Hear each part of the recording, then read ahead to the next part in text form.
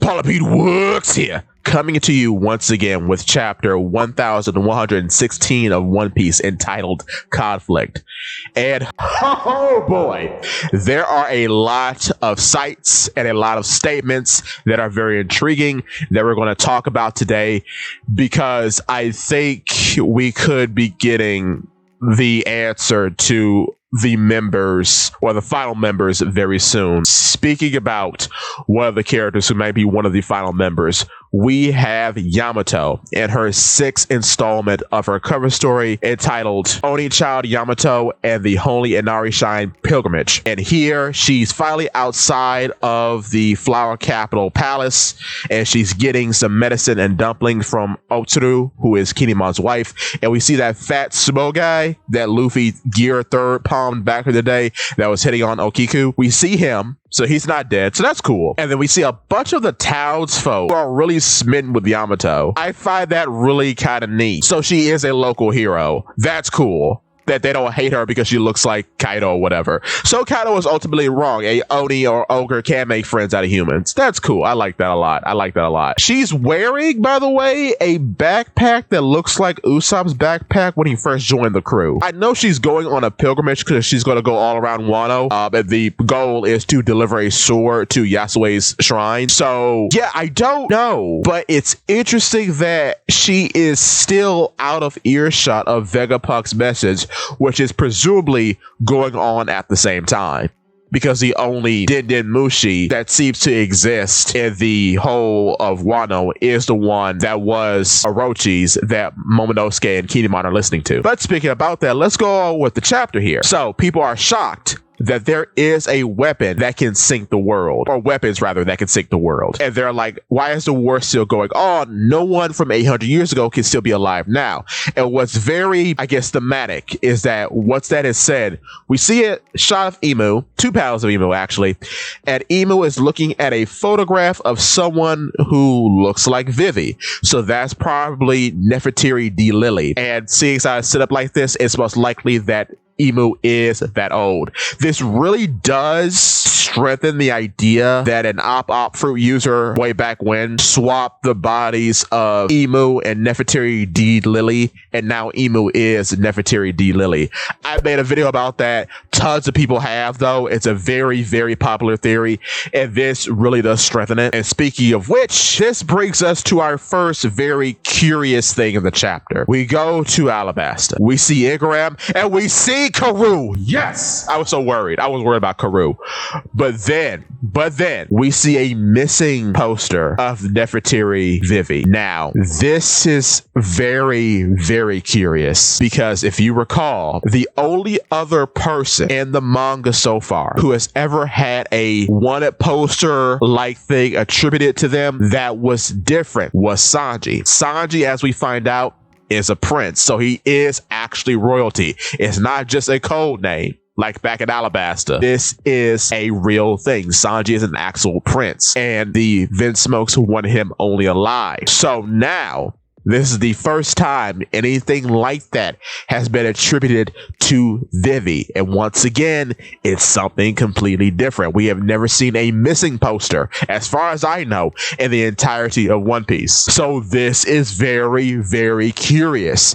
It may mean nothing, but it's very interesting that we have something like this for Vivi. And I'm guessing this is going to go to the papers, because it'd be useless to post it all around Alabasta, because they know she's not in Alabasta. So yeah, that is really interesting. I think these are going into the papers, or these are copies to make for the papers, or they're going to be slipped in with the paper. Not really sure how that works, but yeah, I think these are going to be spread out across the world for people to see. And if Wapol spills the beads that Vivi was colluding with the Straw Hat crew back in the day, this missing poster could easily turn into a wanted poster. Probably a wanted poster just saying alive, much like with Sanji, but we have to see. But following that, we see Nefertiti Cobra's tomb. What is interesting is that the photo of him above his sarcophagus, I guess this is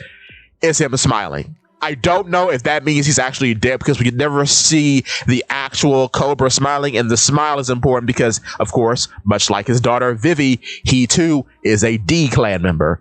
So I don't know if this counts for him smiling in death because we have a photograph of him here, but I'm not sure if he's actually dead because the body was in the chamber within Mary Joas. So I doubt the body turned up somewhere.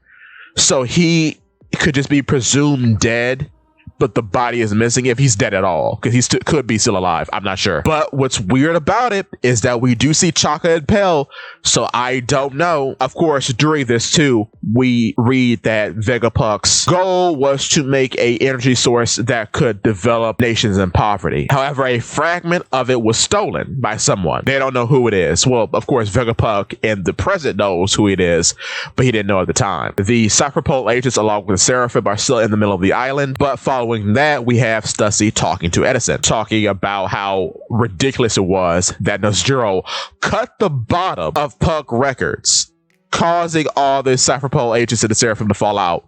The whole bottom. Crazy. Edison says he can't generate any more clouds for the Straw Hat crew.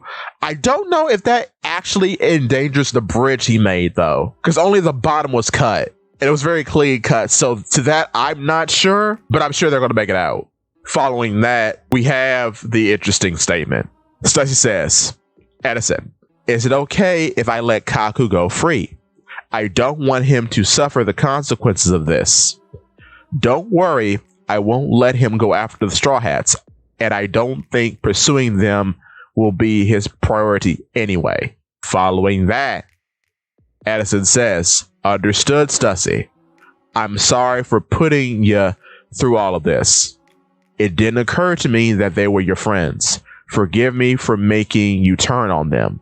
Edison then says, who is Vegapunk, by the way. So technically her father, Stussy's father, you could say. Despite being torn between both sides, you still rescued us. That inner conflict is proof of your humanity, Stussy. Do as you please. Just find a way to keep on living. She says, yes, sir. You know what this sounds like to me. I don't know about anybody else, but this reads like Straw Hat joining talk. It does. The theme of living reads kind of like a ramen thing. I don't know, bruh. It does. It really does. It really, really does. I have videos about Stussy coming up, but that alone is a very interesting statement that builds character. And like I've said for, I think, 2 or 3 videos now, in terms of characters joining the crew, I don't think there are going to be any new characters. What I mean by that is characters that we meet in an arc we haven't met prior. Stussy is a kind of old character. Stussy we've met in Whole Cake Island. Stussy is not new. Stussy has been in the story for a bit of a long while now. Bonnie has been in the story for a very long while, 10 years, I think, which is funny because she's introduced in the story as a 10-year-old. So that's funny. She's been around 10 years. She was 10. Haha. Yamato is the youngest because she's still been in the story for about, 4 years? And then, of course, we have Vivi. Vivi has been in the story for at least 20. So I'm just saying. It's very interesting that all these characters very could well join the crew, and they've been in the story for a long time. We know who their deal is, and I think that would be easier because you're not going through the growing pains of introducing the character and what they're about. I think that's why this is all very suspicious, but also very likely because the work is already done and the interactions have already been shaping. There's just one character left I think we have to see some more information about. So like moving forward, going into Elbaf and such, I think we're just going to fill out the roster. The roster is going to be filled with characters we already know. Because I think it's too late. It may not be. But in my personal opinion, seeing as how we got the Yamato cover story going, we have Vivi, we have Stussy, we have Bonnie. There's too much going on with these characters for them to be sidelined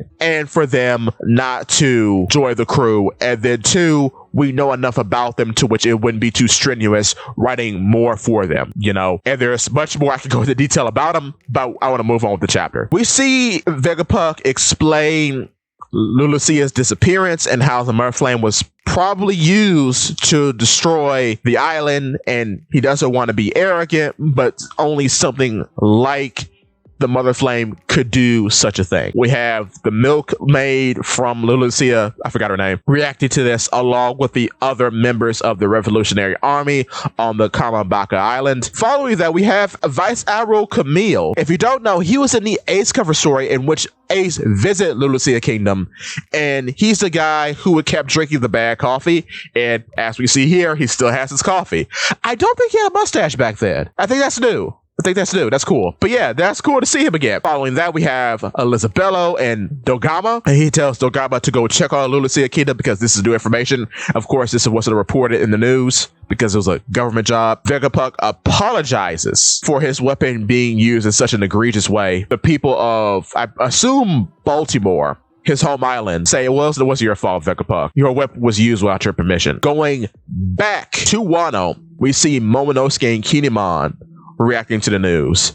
And Momonosuke, remembering what's below his home island, says, huh? Then Pluton is. Kinemon tells him to shut up, which, that's interesting. That's very interesting. Whoo boy. Yeah, things are coming together.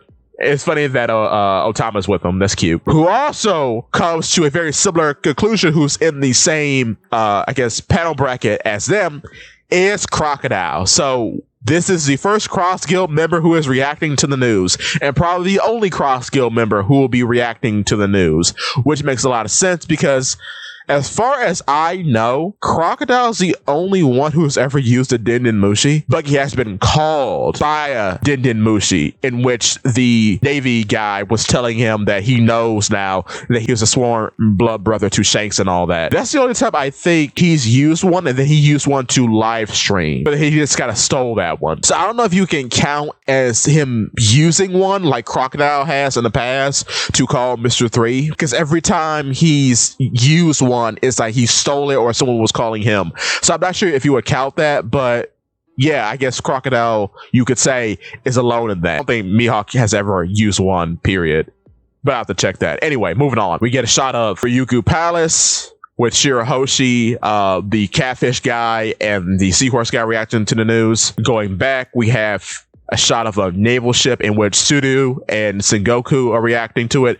Sengoku is stress eating, most likely because he knew all of this already. Figures out he is the Buddha, and most likely his Dofru does grant him intelligence. Aki Inu is reacting very poorly to the news as he has disintegrated his cigar and is smoking at the mouth. But then we get something fascinating. Vegapunk says that there is one group of pirates who know the truth about everything. That group of pirates, which the world is reacting how wild that it's a group of pirates, but he says that it's the Pirate King's crew. When he says that, we get a shot of Crocus and Laboon, of course. But when people are reacting as to the dangers of pirates knowing such information, we get a shot, I believe, of the island in which Brook was sent to. And this is the first time we get a shot of it in a while. I don't even think Kuba visited that place. Or did he? I cannot remember. But we get a shot of the island, presumably, where Brook was sent to. And then, in this shot, I guess we're seeing the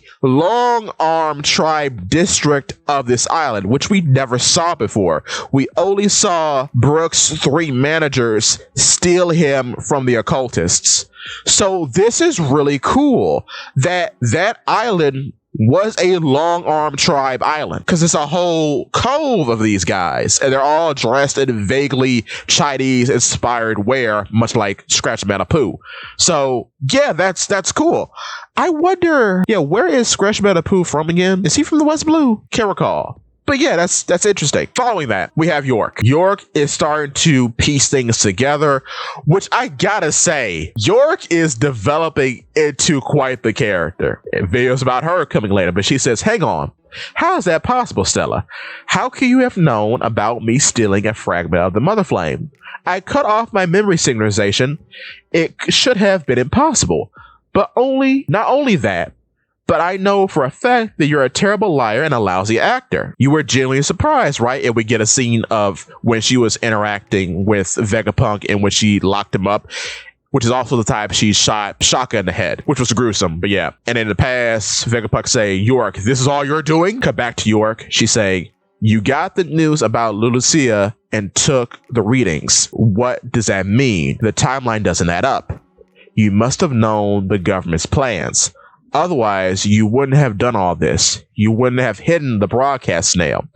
And as we read that line, we see Jupiter in worm form sucking up a bunch of Cyberpol agents. Jupiter and Warcry don't hear York's message to the elders because she says, "Elders, I worked out where the broadcast snail is." Mars says, "Are you certain?" York says, "Without a doubt, I'm a Vegapunk too. The snail is in the Fibrostratum. The Iron Giant is guarding it." It's interesting too how she keeps reaffirming that she's a Vegapunk, because she's done this several times in conversation with the elders, which makes me think that Vegapunk initially didn't think much of her, despite blessing her with the same intelligence that he has, which makes me think that he belittled her and didn't let her participate in any scientific endeavors. I've been saying this for a while, but her reaffirmation of her being a Vegapunk kind of leads me to think that further, because she keeps saying it. But yeah, the broadcast snail is within the giant robot, and he is awake,